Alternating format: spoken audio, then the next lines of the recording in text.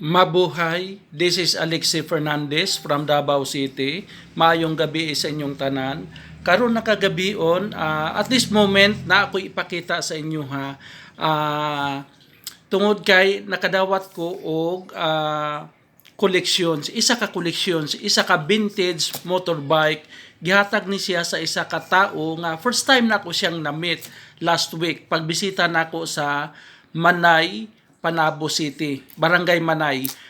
Kay last week man god, March 30, nagbisita ko dinha kay nag-attend ko sa birthday sa ako ang inaanak. Nag-celebrate siya 18 years na si Rogen Piator, pero ang naghatag ani sa kini nga vintage nga motorbike si Dudong Aribalo.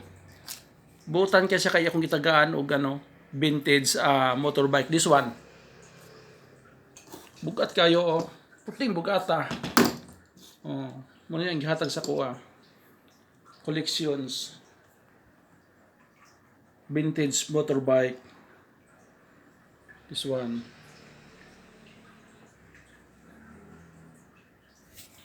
Thank you Dodong Aribalo. Daghang salamat dong. God bless you always.